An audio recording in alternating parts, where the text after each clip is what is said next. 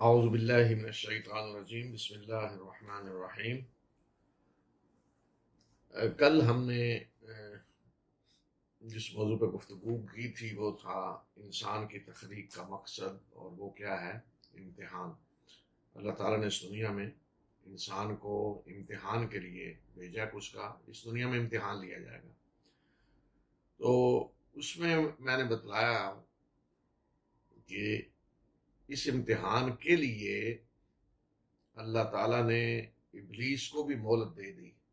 جب اس نے کہا کہ میں تیرے بندوں کو تیرے راستے سے ہٹاؤں گا، انہیں گمراہ کروں گا، تو اس امتحان کے لیے اللہ تعالیٰ نے اسے مہلت دے دی، جس طرح اس نے مہلت مانگی۔ اور جو کچھ اس نے کہا کہ میں انہیں گمراہ کرنے کی کوشش کروں گا، آگے پیچھے سے ہر طریقے سے آ کر انہیں بہکاؤں گا، تو اللہ تعالیٰ نے اجازت دے دی۔ لیکن ساتھ ہی یہ بھی اسے کہہ دیا کہ ان عبادی لیس لک علیہم سلطان، جو میرے بندے ہیں ان پہ تجھے کوئی اختیار حاصل نہیں ہے، کوئی طاقت نہیں ہے تیرے پاس۔ تو گویا کہ آج کا موضوع ہمارا یہ ہے کہ ابلیس کو جو مہلت دی گئی یا اسے جو اجازت دی گئی انسانوں کو گمراہ کرنے کی اور اللہ کی بندگی کے راستے سے ہٹانے کی اور بندوں سے شرک کروانے کی، اللہ کے ناشکری کروانے کی جو اجازت دی گئی، اختیار دیا گیا، اسے آزادی دی گئی، تو اس کا دائرہ کیا ہے؟ کیا کچھ اختیارات اسے دیے گئے؟ کیا وہ کر سکتا ہے؟ تو اس سلسلے میں اللہ تعالیٰ نے واضح طور پہ بتا دیا کہ ابلیس کے پاس صرف اور صرف جو اختیار ہے، جو اسے مہلت دی گئی ہے، آزادی دی گئی ہے، وہ دعوت دینے کی ہے، کہ وہ انسانوں کو دعوت دے سکتا ہے۔ جس طرح اللہ کے انبیاء بشیر اور نذیر ہیں، خوشخبری دیتے ہیں اور خبردار کرتے ہیں، تو اسی طرح کی حرکتیں ہیں۔ یہ جو حرکتیں کرتا ہے وہ کیا ہیں؟ کہ برے کام کرنے کے لیے خوشخبریاں دے گا، انہیں خوشنما بنائے گا، اور اچھے کام جو ہیں ان کے نتائج سے ڈرائے گا۔ اللہ تعالیٰ نے فرمایا الشیطان یعدکم الفقر ویأمرکم بالفحشاء، کہ شیطان تمہیں فقر و فاقہ سے ڈراتا ہے۔ فقر و فاقہ سے کب ڈرائے گا؟ کہ جب بندہ اللہ کے راستے میں خرچ کرنا چاہتا ہے، اللہ نے جس طرح حکم دیا ہے کہ اس کے راستے میں خرچ کیا جائے، اس کو قرض حسن دیں، تو وہ فقر و فاقہ سے ڈرائے گا کہ بھئی حالات بڑے آئندہ خراب ہو سکتے ہیں، پتہ نہیں آئندہ کیسے حالات ہوں، تو لہذا اپنا پیسہ بچا کے رکھو، ایسے ہی خرچ نہ کرتے جاؤ۔ فقر و فاقہ سے ڈرا کر وہ اسے اللہ کے راستے میں خرچ کرنے سے روکے گا، اور بے حیائی کے کاموں میں لگائے گا، کیونکہ جب آدمی بے حیائی کے کاموں میں لگ جاتا ہے تو پھر اس کے پاس بچتا ہی کچھ نہیں کہ وہ اللہ کے راستے میں خرچ کرے۔ تو لہذا قرآن نے یہ واضح طور پہ بتلا دیا کہ جو اختیار دیا گیا ہے وہ صرف دعوت کا ہے، وسوسہ اندازی کا ہے، غیر شعوری طور پہ انسان کے اندر اپنی بات کو ڈالنا، اسے کہتے ہیں وسوسہ۔ اور یہ وسوسہ صرف شیطان جو جنوں میں سے ہے وہ نہیں ڈالتا، انسان بھی ڈال سکتے ہیں۔ اور یہ بھی یاد رکھیں کہ جہاں تک شیطان ہونے کا تعلق ہے تو شیطان صرف جن نہیں ہے بلکہ انسانوں میں بھی شیطان ہے۔ سورہ ناس میں اللہ تعالیٰ نے واضح طور پہ فرمایا ہے الذی یوسوس فی صدور الناس من الجنۃ والناس، کہ ابلیس جو شیطان جو لوگوں کے سینوں میں وسوسے ڈالتا ہے تو وہ انسانوں میں سے بھی ہے اور جنوں میں سے بھی ہے۔ اور دوسری حقیقت ہے کہ یہ یاد رکھیں کہ ہر جن شیطان نہیں ہے، اللہ تعالیٰ نے کسی کو شیطان پیدا نہیں کیا۔ جس طرح انسانوں کو اللہ تعالیٰ نے فطرت سلیمہ پہ پیدا کیا ہے، جس طرح کل بھی میں نے بتایا کہ اللہ تعالیٰ نے روح سے عہد لیا الست بربکم، کیا میں تمہارا رب نہیں ہوں، اور نیکی اور بدی کی کے راستے بدیت کر دیے گئے، انسان کے اندر رکھ دی گئی یہ چیز، وہ شعوری طور پہ اس کو پہچانتا ہے۔ تو اسی طرح جن جو ہیں ان کو بھی اللہ تعالیٰ نے امتحان کے لیے پیدا کیا ہے، جس طرح انسان ہے۔ یہ دو ہی مخلوقات ہیں جن کو اللہ تعالیٰ نے امتحان کے لیے پیدا کیا، انسان اور جن۔ تو جنوں کو بھی اللہ تعالیٰ نے اسی طرح نیکی اور بدی دونوں کا راستہ دکھا کر آزادی دی ہے کہ وہ جس راستے پہ چلنا چاہتے ہیں چلیں۔ تو لہذا جنوں میں سے مسلمان بھی ہیں، کافر بھی ہیں، اچھے بھی ہیں، برے بھی ہیں، اللہ کی بندگی کرنے والے بھی ہیں، بغاوت اور سرکشی کرنے والے بھی ہیں، نیکی کی دعوت دینے والے بھی ہیں اور برائی کی دعوت دینے والے بھی ہیں۔ تو یہ سمجھنا کہ کوئی ہر جن شیطان ہے، نہیں، ہر جن شیطان نہیں ہے اور ہر شیطان جن نہیں ہے۔ کیا مطلب ہے اس کا؟ کہ شیطان انسانوں میں سے بھی ہیں اور مسلمان اور اللہ کے نیک بندے جنوں میں سے بھی ہیں۔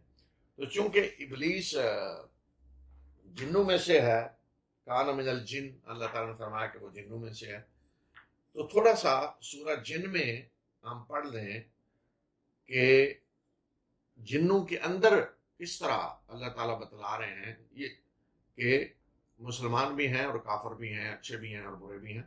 تو سورہ جن یہ وہ صورت ہے کہ جس میں جنوں کی ایک جماعت کے قرآن سننے کا ذکر ہے کہ رسول اللہ صلی اللہ علیہ وسلم مکہ سے باہر تھے، تو رات کو تہجد میں آپ قرآن پڑھ رہے تھے، تو جنوں کی ایک جماعت آئی جس نے سنا اور وحی کے ذریعے رسول اللہ صلی اللہ علیہ وسلم کو بتایا گیا۔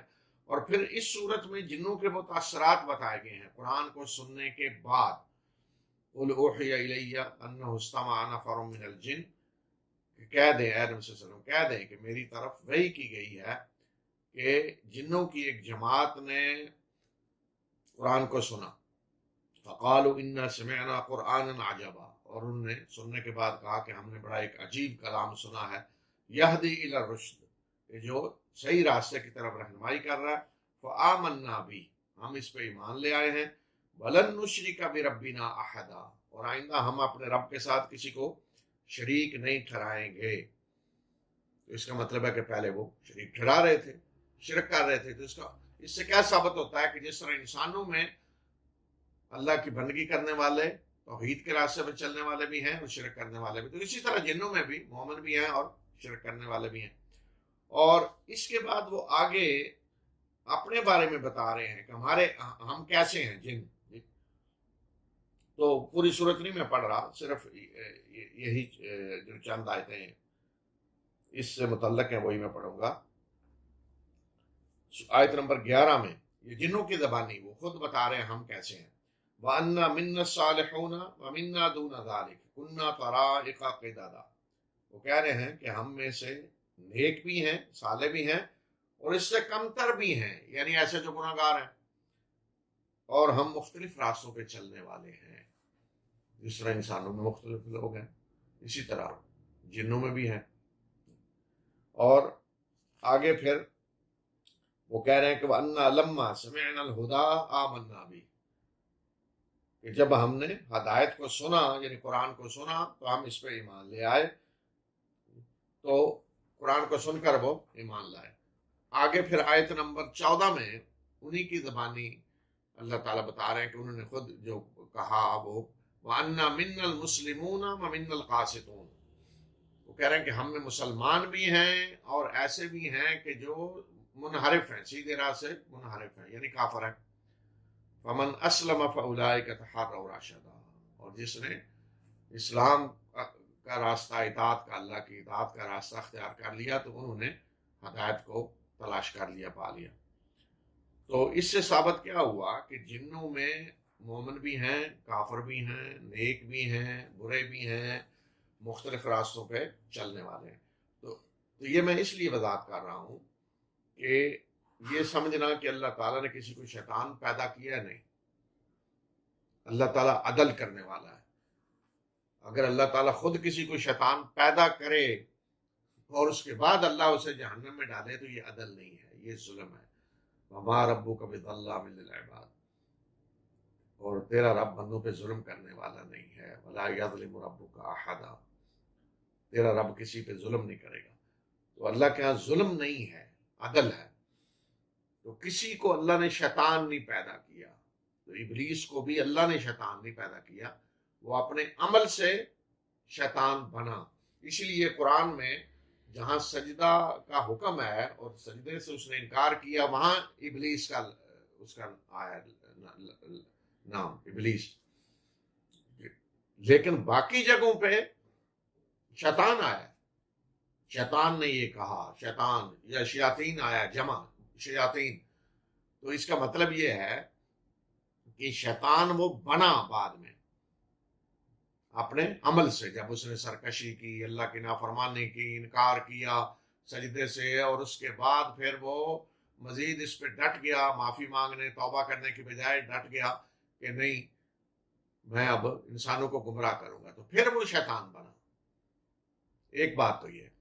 دوسرا یہ کہ کوئی یہ تصور جو پایا جاتا ہے ہمارے ہاں کہ گویا کہ اب اس شیطان کی اولاد چلی آ رہی ہے، شیطان سے شیطان پیدا ہو رہے ہیں. تو یہ بات نہیں ہے، کوئی شیطان سے شیطان نہیں پیدا ہوتا. بڑے اللہ کے اولیاء اللہ سے شیطان پیدا ہو جاتے ہیں، یعنی کسی اللہ کے بڑے نیک بندے کی اولاد شیطان بن جاتی ہے. لیکن کسی بڑے شیطان کی اولاد ولی اللہ بن جاتی ہے. تو یہ تو انسان کا اپنا اختیار ہے کہ وہ کس راستے پہ چلتا ہے. تو اس لیے یہ سمجھنا کہ کوئی وہ ابلیس جو تھا آگے اس کی نسل وہ چلی آ رہی ہے، نہیں. جنوں میں سے بھی شیاطین ہیں جو اس کے راستے پہ چلتے ہیں، اور انسانوں میں سے بھی شیاطین ہیں کہ جو اس کے راستے پہ چلتے ہیں. البتہ جو جنوں میں سے ہیں وہ وسوسہ اندازی اور طریقے سے کرتے ہیں، اور جو انسانوں میں سے ہیں وہ وسوسہ اندازی اور طریقے سے کرتے ہیں. تو اللہ تعالیٰ نے اختیار نہیں دیا جنوں میں سے جو شیاطین ہیں ان کو کہ وہ انسان کو زبردستی اللہ کی بندگی سے روکیں، زبردستی کوئی برا کام کروائیں، یا انسان پہ اس طرح مسلط ہو جائیں کہ انسان کا اپنا کوئی اختیار ہی نہ رہے. یہ اختیار اللہ تعالیٰ نے انسان کو نہیں دیا، اور یہ اس کو شیطان کو نہیں دیا. اور کیوں نہیں دیا؟ اس لیے کہ انسان دنیا میں امتحان دے رہا ہے. اب آپ جب اس بات کو سمجھ لیں کہ دنیا میں انسان امتحان دے رہا ہے، وہ ہے کہ وہ کمرہ امتحان میں بیٹھا ہوا ہے. تو جب کوئی امتحان دے رہا ہوتا ہے تو امتحان تب ہوتا ہے، تب اسے امتحان مانا جاتا ہے کہ جب دو چیزیں وہاں حاصل ہوں امتحان دینے والے کو. پہلی چیز کیا کہ آزادی حاصل ہو، وہ جو لکھنا چاہتا ہے امتحان میں، جس سوال کا جو جواب دینا چاہتا ہے دے لے، کوئی جبر نہ ہو اس پہ، کوئی رکاوٹ نہ ہو، آزادی ہو. تو امتحان کے لیے جو بنیادی چیزیں ضروری ہیں ان میں سے سب سے پہلی چیز ہے آزادی. اگر آزادی نہیں ہے تو اس امتحان کو امتحان نہیں کہا جا سکتا، اور اس امتحان کی بنیاد پہ کسی کو پھر پاس یا فیل نہیں کیا جا سکتا. بنیادی چیز ہے آزادی. اسی لیے اللہ نے یہ آزادی دی ہے کہ من شاء فلیؤمن ومن شاء فلیکفر. جو ایمان لانا چاہتا ہے ایمان لائے، جو کفر کرنا چاہتا ہے کفر کرے. تو آج ایک تصور ہمارے مسلمانوں کے ذہنوں میں آ چکا ہے، تو ہم کسی کو یہ آزادی دینے کے لیے تیار نہیں ہیں. ہم کہتے ہیں جی وہ کافر ہے لہذا وہ اسے تو زندہ رہنے کا حق نہیں ہے. کیونکہ وہ کافر ہے. وہ مشرک ہے، اسے زندہ رہنے کا حق نہیں ہے. کیوں کہ وہ مشرک ہے. اگر زندہ رہنے کا حق نہیں ہے تو پھر امتحان کیسے ہوگا اس کا؟ دنیا میں اللہ نے تو اسے امتحان کے لیے پیدا کیا ہے، اور کوئی آ کے کہے کہ اسے زندہ رہنے کا حق نہیں ہے تو اس کا مطلب ہے وہ کہہ رہا ہے کہ میں اسے امتحان نہیں دینے دوں گا. تو آزادی ضروری، ہر شخص کو آزادی دی جائے. جو کہتا ہے میں شرک کرنا چاہتا ہوں کرے، اللہ نے اجازت دی ہے، آزادی دی ہے. کفر کی اللہ نے اجازت دی ہے کہ جو کفر کرنا چاہتا ہے کفر. امتحان اسی وقت ہو سکتا ہے کہ جب آزادی دی جائے. تو اللہ نے آزادی دی ہے. تو ہم کون ہوتے ہیں یہ آزادی چھیننے والے؟ اس لیے اللہ کے رسول صلی اللہ علیہ وسلم نے کسی سے تلوار کے سائے میں کلمہ نہیں پڑھوایا، تلوار کے سائے میں کلمہ نہیں پڑھوایا، آزادی دی ہے۔ تو یہ آزادی ضروری ہے۔ تو کمرہ امتحان میں نے کہا کہ امتحان اس وقت معتبر ہے، اس وقت فیل پاس کا فیصلہ کیا جا سکتا ہے جب پہلی چیز کیا حاصل ہو، امتحان دینے والے کو آزادی حاصل ہو، دوسری چیز کیا حاصل ہو کہ اس کی حفاظت ہو۔ اگر کوئی امتحان دے رہا ہو کمرہ امتحان میں اور باہر سے بدماش آ کے توڑ پھوڑ شروع کر دیں، مار داڑ شروع کر دیں، وہ سامنے پیپر پڑے ہوں اٹھا کے پھینک دیں، قلم اٹھا کے پھینک دیں، لائٹیں بند کر دیں، ٹیبل ویبل الٹ دیں، اور اس کے بعد جو اتھارٹی امتحان لے رہی ہے وہ کسی کو فیل پاس کر سکتی ہے؟ امتحان لینے والا کہے گا کہ بھئی ہمیں تو وہاں سکورٹی نہیں دی گئی، باہر سے لوگوں نے آ کر مداخلت کی اور ہمیں تو امتحان دینے نہیں دیا گیا، اور اگر دینے دیا جاتا آزادی سے تو ہم پاس ہو جاتے۔ تو اسی طرح چونکہ انسان دنیا میں امتحان دے رہا ہے تو ایک تو اللہ نے آزادی دی ہے اسے، وہ آزادی ملنی چاہیے لازمی، تاکہ وہ صحیح امتحان دے سکے، اس پہ کوئی جبر نہیں ہونا چاہیے۔ اور جبر جب میں کہہ رہا ہوں تو دونوں طرف سے، نہ یہ جبر کہ کسی کو اپنی مرضی سے جو ایمان لا رہا ہو اسے روکا جائے ایمان سے، یہ جبر بھی قبول نہیں ہے، اور نہ یہ جبر قبول ہے کہ کسی کو زبردستی اس کو کہا جائے کہ وہ ایمان لائے، یہ جبر بھی قبول نہیں ہے، آزادی ہو۔ دوسری چیز تحفظ حاصل ہو، سکورٹی ہو۔ تو یہ سکورٹی اللہ تعالیٰ نے دی ہے انسان کو۔ سورہ رعد میں اللہ تعالیٰ نے فرمایا لَهُ مُعَقِّبَاتٌ مِّن بَيْنِ يَدَيْهِ وَمِن خَلْفِهِ يَحْفَظُونَهُ مِنْ أَمْرِ اللَّهِ، کہ انسان کے آگے اور پیچھے اللہ کے فرشتے مقرر ہیں جو اللہ کے حکم سے اس کی حفاظت کر رہے ہیں۔ انسان کے آگے پیچھے باڈی گارڈ ہیں، فرشتے ہیں اللہ کے۔ ڈیوٹی کیا ہے ان کی؟ انسان کی حفاظت کرنا۔ کس چیز سے حفاظت کرنا؟ جس کی پرمیشن اللہ کی طرف سے نہیں ہے وہ چیز انسان کی طرف نہ آنے دینا۔ اگر اللہ کی طرف سے پرمیشن ہے کہ اللہ تعالیٰ نے کسی کے امتحان کے لیے اجازت دی ہے کہ کوئی بیماری اس کی طرف آئے، اجازت دی ہے کہ کوئی نقصان اسے پہنچے، پرمیشن ہے اللہ کی، اجازت دی ہے کہ کوئی نقصان ایسا ہو جس کے ذریعے اسے آزمایا جائے مال یا اولاد میں، جسمانی طور پہ کسی بھی طریقے سے، تو وہ چیز تو آ سکتی ہے انسان کی طرف، لیکن جس کی اللہ نے پرمیشن نہیں دی وہ نہیں آ سکتی۔ فرشتے حفاظت کر رہے ہیں، لہذا کوئی جن شیطان اللہ کی پرمیشن کے بغیر انسان کے قریب نہیں آ سکتا۔ اللہ کے فرشتے حفاظت کر رہے ہیں، نہ شیطان ابلیس اور نہ کوئی اور شیطان جنوں میں سے انسان عملی طور پہ انسان کو کوئی نقصان نہیں پہنچا سکتا، انسان کے معاملات میں مداخلت نہیں کر سکتا۔ ہاں دعوت ہے، بس اس اندازی ہے، اس سے زیادہ کچھ نہیں۔ تو لہذا یہ جو سمجھ لیا گیا ہے جنوں کے بارے میں، خواہ وہ جن شیاطین ہو، حتیٰ کہ مسلمان جنوں کے بارے میں بھی یہ سمجھ لیا گیا ہے کہ وہ جس پہ چاہیں آ کے چڑھ جاتے ہیں، جس کو کے اندر چاہیں داخل ہو جاتے ہیں، تو یہ چیز بالکل غلط ہے۔ یہ نہیں ہو سکتا کہ جن آ کے انسان کے اندر مسلط ہو جائے اور اس کی زبان بول رہا ہے اور سارا کچھ، اب وہ انسان نہیں کر رہا، وہ جن اس سے سارا کچھ کروا رہا ہے۔ تو اب وہ انسان اللہ کے ہاں جا کے کہہ سکتا ہے نا کہ میرے اوپر تو وہ مسلط ہوا آ کے مجھ سے سارے غلط کام اس نے کروائے، تو میں کیا کروں گا؟ پھر امتحان ہوگا زندگی میں، یہ نہیں ہو سکتا۔ تو یہاں جنوں کی زبانی اللہ تعالیٰ نے سارا کچھ بتا دیا ہے کہ وہ اسی طرح انسانوں کی طرح ہیں، اور کوئی انہیں ایسے اختیارات نہیں دیے گئے کہ وہ اس طرح کے کام کریں۔ اللہ تعالیٰ نے انہیں ایک دائرے کے اندر رکھا ہوا ہے، وہ انسانوں کے معاملات میں مداخلت نہیں کر سکتے۔ ہاں چونکہ ان کی تخلیق آگ سے ہوئی ہے، ہم انہیں نہیں دیکھ سکتے، وہ ہمیں دیکھ سکتے ہیں، ہم نہیں دیکھ سکتے۔ اس لیے اللہ تعالیٰ نے فرمایا اِنَّهُ يَرَاكُمْ هُوَ وَقَبِيلُهُ مِنْ حَيْثُ لَا تَرَوْنَهُمْ، یہ شیطان اور اس کے قبیلہ یعنی جن تمہیں وہاں سے دیکھتے ہیں جہاں سے تم نہیں انہیں دیکھ سکتے، وہ ہمیں دیکھ سکتے ہیں، ہم نہیں دیکھ سکتے۔ تو کوئی آج تک کوئی انسان دعویٰ کر سکتا ہے کہ اس نے جنوں کو دیکھا ہے؟ کوئی انسان. اور جو اس طرح کی باتیں کی جاتی ہیں وہ جھوٹ ہے سارا. اسی لیے آپ دیکھیں کہ کسی کو کہیں کہ جن کا کیا ہے تو کیا کریں گے؟ ایک انسان کی فوٹو بنا کے اوپر سینگ لگا دیں گے. یہ ہے جن ہے گویا کہ. تو اگر کسی نے دیکھے ہیں تو وہ بتائے نا کس طرح کے ہوتے ہیں. یہ جھوٹ ہے سارا.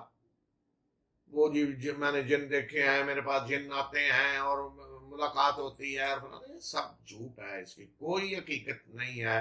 ایسے بہت سارے لوگوں کو میں نے دیکھا ہے. میں نے انہیں عملی طور پہ جب کہا کہ دکھائیں کہاں آتے ہیں آپ کے پاس، ذرا میری بھی ملاقات کرائیں، کہ ان کی گفتگو سنائیں، تو پھر بھاگ جاتے ہیں. تو اس کی کوئی حقیقت نہیں ہے. انسان جنوں کو نہیں دیکھ سکتا. قرآن نے فیصلہ کر دیا تو کوئی انسان جنوں کو نہیں دیکھ سکتا. نہ جن انسانوں کے معاملات میں مداخلت کر سکتے ہیں. اور پھر یہ تصور جو بن گیا ہے جنوں کے بارے میں کہ وہ جو چاہیں شکل اختیار کر لیں. ہمیں اللہ نے اختیار دیا ہے کہ ہمیں جو شکل اللہ نے دی ہے ہم جب چاہیں اپنی شکل بدل لیں.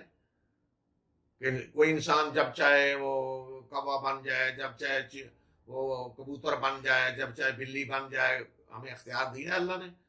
یا ہم اپنی کسی وقت شکل کسی دوسرے انسان کی بنا لیں، یہ اختیار دیا اللہ نے؟ نہیں اختیار دیا. اور اگر یہ ہونے لگے تو زمین میں فساد پھیل جائے، سارا نظام درم برم ہو جائے، فساد پھیل جائے گا زمین میں. اسی طرح اگر جن بھی جو چاہیں شکل اختیار کریں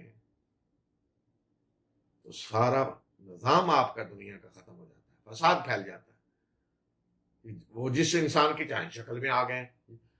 تو کوئی کسی نے دروازہ کھٹکھٹایا باہر سے، وہ شک ہے جی پتہ نہیں یہ جو ملنے آیا ہے دوست ہے، پتہ نہیں جن آ گیا، یہ دوست ہے. دروازہ کھٹکھٹایا، شوہر آیا بیوی کے، پتہ نہیں جن ہے یا میرا شوہر ہے. کسی نے چوری کی ہے، کیمرے میں بھی آ گیا ہے، تو عدالت میں جا کے وہ کہے جی میری جگہ یہ تو جن میری شکل میں تھا. تو کوئی عدالت مان لے گی؟ دنیا کوئی عدالت مانتی ہے؟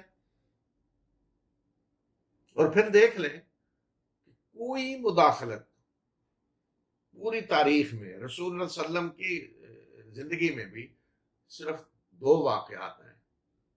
ایک تو یہ نا قرآن سنا یہاں ہے سورہ احقاف میں ہے، وہ تو سنا اور چلے گئے، وحی کے ذریعے رسول اللہ صلی اللہ علیہ وسلم کو بتلایا گیا. باقی 2 واقعات آپ کی زندگی کے ہیں کہ آپ گئے جنوں سے، جنوں کو دعوت دینے مکی زندگی میں آباد، اس لیے کہ آپ اللہ کے رسول ہیں. تو جنوں میں بھی اللہ نے رسول بھیجے ہیں، انہی میں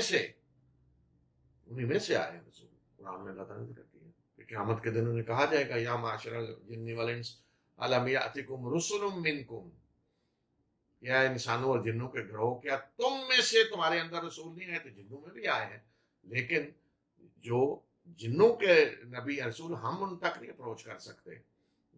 لیکن جو انسانوں میں سے اللہ کے رسول ہیں تو جن ان تک اپروچ کر سکتے ہیں، ان کی دعوت کو سن سکتے ہیں، جیسے یہاں ہے سورہ جن میں ہے اور سورہ احقاف میں ہے. باقی پوری زندگی دیکھیں فرشتے آئے ہیں جنگ بدر میں، مسلمانوں کی مدد کی ہے. لیکن کہیں یہ بھی ہوا ہے کہ کسی جنگ میں ایک طرف سے جی مسلمانوں کے ساتھ مسلمان جن آ گئے ہیں اور کافروں کی طرف سے کافر جن آ گئے ہیں اور لڑائی ہوئی، جن آ کے مسلمانوں کی جنگ میں مدد کر رہے ہیں؟ کوئی مداخلت کہیں، کوئی مداخلت نہیں ہے. یہ ہو نہیں سکتی. یہ نظام ہی اللہ تعالیٰ نے اس طرح کا بنایا ہے کہ ان کو ایک دائرے میں رکھا ہے، اس دائرے سے وہ باہر نہیں آ سکتے، اور ان کے معاملات میں ہم مداخلت نہیں کر سکتے اور وہ ہمارے معاملات میں مداخلت نہیں کر سکتے، سوائے اس کے جو وسوسہ اندازی کے ذریعے ہے اور خوشنما بنانا چیزوں کو، اور اس کے ذریعے دعوت دینا. اب دیکھیں سورہ ابراہیم میں اللہ تعالیٰ نے قیامت کے دن کا منظر پیش کیا ہے. تو سورہ ابراہیم میں اللہ تعالیٰ نے قیامت کا منظر پیش کیا ہے کہ جب حساب ہو جائے گا اور فیصلہ ہو جائے گا، جنہوں نے جنت میں جانا ہے ان کے جنت میں جانے کا، جنہوں نے جہنم میں جانا ہے ان کے جہنم میں جانے کا. گویا کہ امتحان کا رزلٹ جو ہے اس کی اناؤنسمنٹ ہو جائے گی. اور اس رزلٹ کے مطابق فیصلہ ہو جائے گا کہ کون جہنم میں جانے کا مستحق بنا ہے اور کون جنت میں جانے کا مستحق بنا ہے۔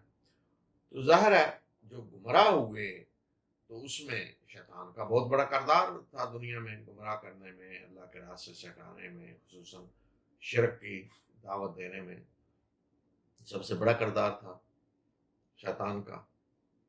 تو لوگ اسے ملامت کریں گے کہ تم نے گمراہ کیا اور تم آج ہماری تباہی جو ہے اس کا سبب ہو، اور اگر تم یہ نہ کرتے تو ہم آج اس نتیجے پہ نہ پہنچتے۔ تو اس وقت پھر شیطان سب ایسے لوگوں کو مخاطب کرے گا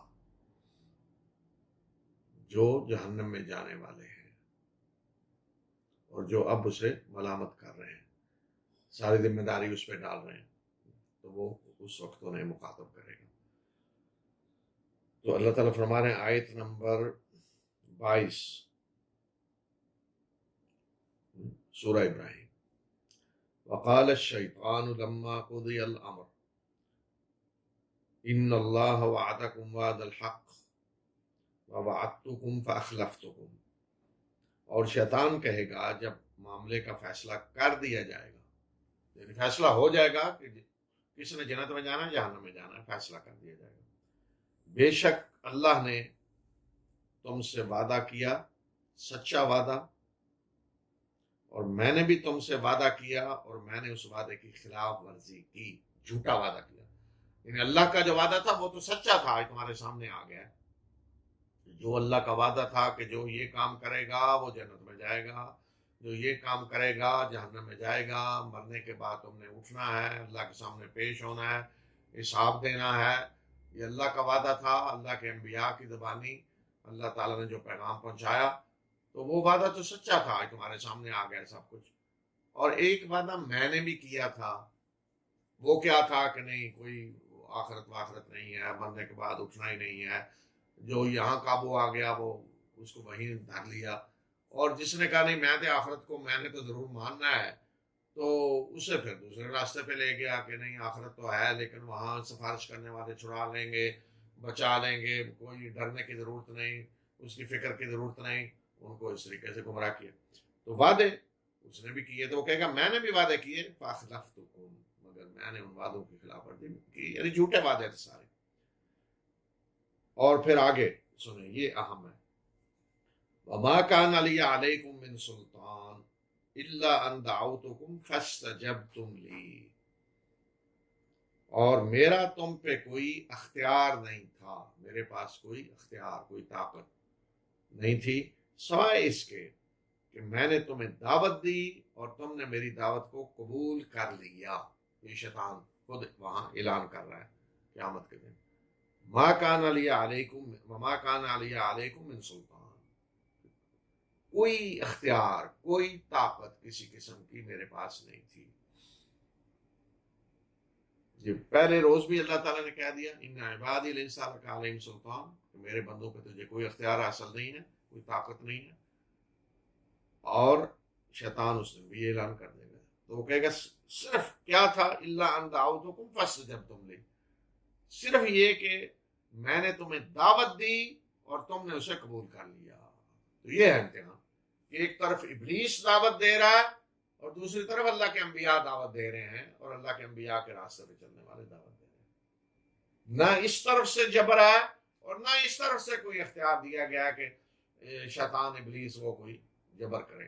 ہاں شیطان کے چیلے جبر کرتے ہیں، شیطان کے پیروکار جبر کرتے ہیں، جس کو قرآن نے فتنہ کہا ہے، جو کچھ مکہ میں ہو رہا تھا کہ جو ایمان لائے اسے آزمائش میں ڈالا جائے، فتنہ شیطان کے چیلے۔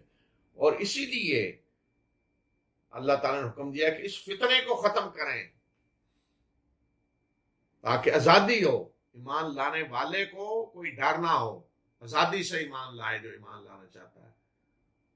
اور دوسری طرف اللہ کے انبیاء کو بھی کہہ دیا گیا کہ کوئی جبر نہیں ہے، وہ بشیر اور نذیر ہیں، بس انما انت نذیر، رسول اللہ علیہ وسلم کو جگہ جگہ اللہ تعالیٰ نے مخاطب کر کے کہہ دیا کہ آپ تو صرف خبردار کرنے والے ہیں، تو یہ اعلان کر دے گا شیطان کہ میں نے تمہیں دعوت دی اور تم نے اس کو قبول کر لیا.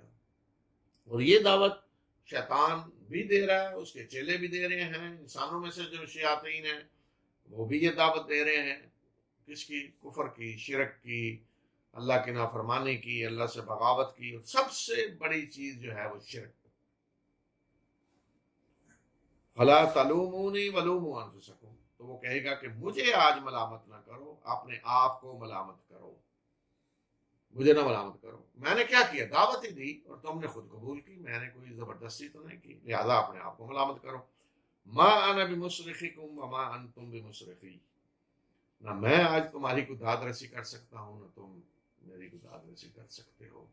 تم بھی جہنم میں جانے والے ہو اور میں بھی جا رہا ہوں. نہ آج میں کو مدد کر سکتا ہوں تمہاری، نہ تم. انی کفرت بما اشرکتمونی من قبل، اس سے پہلے جو تم نے مجھے شریک ٹھہرایا اللہ کے ساتھ تو میں نے اس کا انکار کیا. ان الظالمین لهم عذاب علیم، بے شک ظالم جو ہیں ان کے لیے دردناک عذاب ہے. تو اس طرح قیامت کے دن شیطان واضح طور پہ کہہ دے گا کہ دنیا میں جو کچھ ہوا اس میں اس کے پاس دعوت دینے کے سوا کوئی اور طاقت نہیں تھی، کوئی اور اختیار نہیں تھا، کوئی زبردستی وہ نہیں کر سکتا تھا. تو لہذا دعوت اللہ کے انبیاء کی بھی تھی اور دعوت میری بھی تھی. وہ کہے گا جی تم نے وہ دعوت کیوں نہ قبول کی، میری قبول کر لی، تو اس میں میری طرف سے تو کچھ جبر نہیں ہوا، تو لہذا آج مجھے ملامت نہ کرو. تو اس سے پتہ چلتا ہے کہ اللہ تعالیٰ نے ابلیس کو، شیطان کو جو مہلت دی، آزادی دی، اس کا دائرہ کیا ہے؟ وہ صرف دعوت ہے، وہ صرف وسوسہ اندازی ہے، وہ صرف چیزوں کو خوشنما بنانا ہے، اور جو اللہ کی بندگی کا راستہ ہے اسے خوفناک بنانا ہے، اور جو برائی کا راستہ ہے اسے خوشنما بنانا ہے. اس سے زیادہ کوئی اختیار نہیں ہے، اور یہ آزادی دی ہے امتحان کے لیے. تو یہ ہے دائرہ جو شیطان کا ہے، جو ابلیس کا ہے. تو دوسری بات جو پھر میں آخر میں دہرا دوں کہ اللہ تعالیٰ نے کسی کو شیطان پیدا نہیں کیا. ہر ایک کو اللہ تعالیٰ نے جنوں میں سے بھی اور انسانوں میں سے جو بھی ہیں فطرت سلیمہ میں پیدا کیا ہے. انسان اپنے عمل سے شیطان بھی بنتا ہے اور اپنے عمل سے اللہ کا ولی بھی بنتا ہے. تو اس قسم کے جو تصورات ہیں کہ ہر انسان کے ساتھ اللہ ایک شیطان پیدا کرتا ہے، جی تو آپ سوچیں ذرا کہ اگر اللہ تعالیٰ خود پیدا کرتا ہے شیطان، ہر انسان کے ساتھ ایک شیطان اللہ پیدا کر دیتا ہے، اور پھر اس شیطان کو اللہ جہنم میں ڈالے گا، تو یہ انصاف ہے؟ خود اللہ شیطان پیدا کرے اور پھر اس کو اٹھا کے جہنم میں ڈال دے، تو یہ انصاف ہے؟ تو یہ اس طرح کے جو تصورات، کنسپٹ پھیلے ہوئے ہمارے ہاں وہ غلط ہیں، قرآن کے خلاف ہیں. تو اللہ تعالیٰ ہمیں قرآن نے جو عقائد ہمیں بتائے ہیں ان کے مطابق ہمیں اللہ تعالیٰ زندگی گزارنے کی توفیق عطا فرمائے. وآخر دعوانا الحمدللہ.